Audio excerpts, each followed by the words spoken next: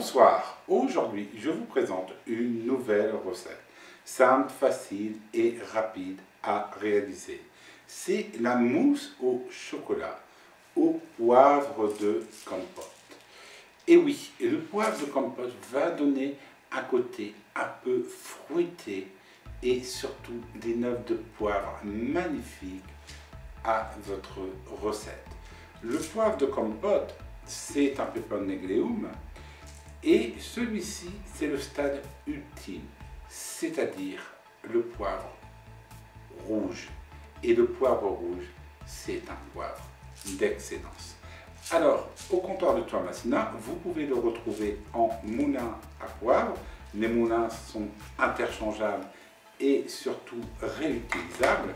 Et vous pouvez aussi le retrouver au kilo, ainsi que dans des conditionnements de 500 grammes, 150 grammes et en flacon de 60 grammes, il me semble.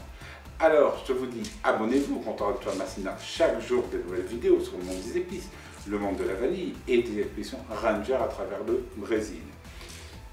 Vous me dites, mais il est au Brésil, il a un polaire, il est fou.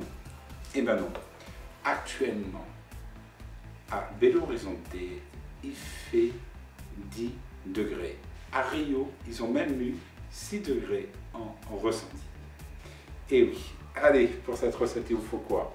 Du poivre de compote, 50 ml de lait, 3 blancs d'œufs et enfin 150 g de chocolat. Alors, qu'est-ce qu'on va faire maintenant? C'est tout simple. On va mettre les 50 ml de lait avec le chocolat dans une poêle et on va faire fondre le chocolat à feu doux. Pendant ce temps-là, qu'est-ce que vous allez faire? Vous allez mettre vos blancs en neige, pas trop serré. Si vous faites trop serré, vous allez avoir une mousse qui va être trop compacte et aussi beaucoup de terre. Alors, regardez ici, si vous avez raté vos blancs en neige, la meilleure technique comment réussir ces blancs. Allez, on se retrouve juste après. Notre chocolat est fondu.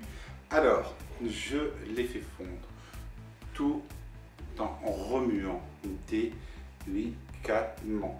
Maintenant, on va mettre le tout dans notre saladier.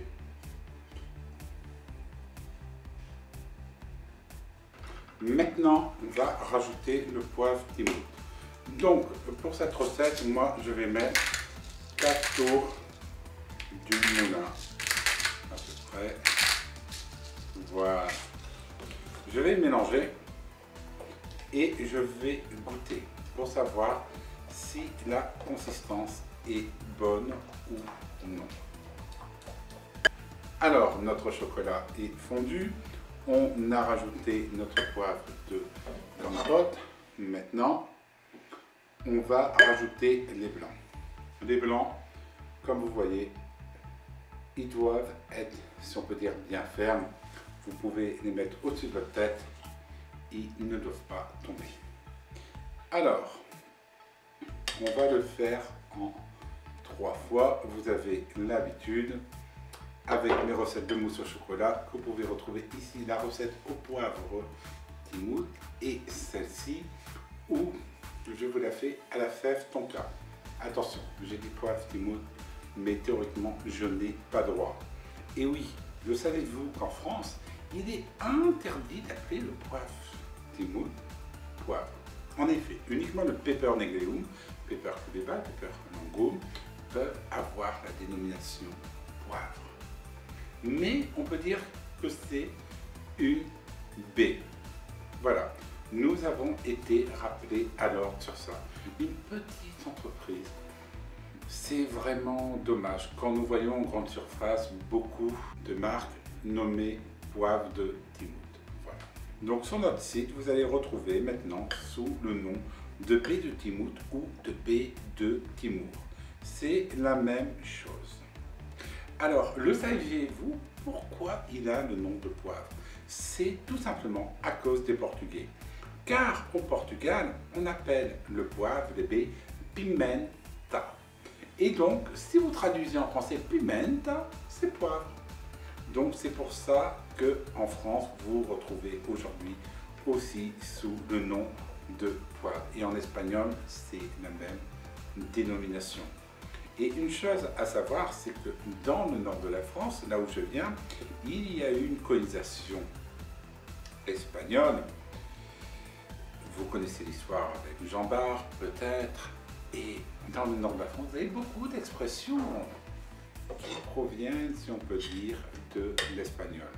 Et donc, aussi au niveau de la baie de Toulouse. Voilà, alors comme vous le voyez, je mélange toujours dans le même sens et sans jamais casser les blancs. Si vous souhaitez une mousse qui va être moins ferme, beaucoup plus onctueuse, je vous conseille cette recette de mousse au chocolat où je la fais avec de la crème fraîche. C'est simple, c'est rapide à réaliser et c'est très onctueux. Voilà. Maintenant, je rajoute le reste des blancs et on remélange comme d'habitude. Alors, on incorpore bien et vous allez voir que la couleur de votre chocolat change.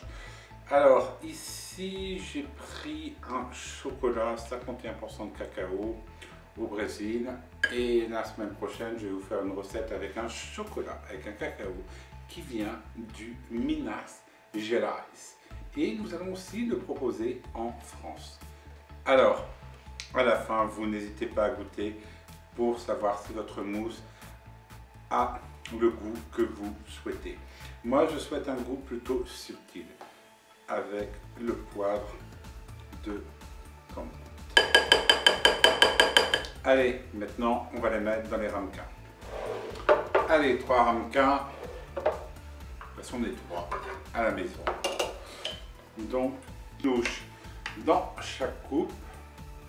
Et vous allez le laisser aux environs de 6 heures dans votre frigo. C'est idéal.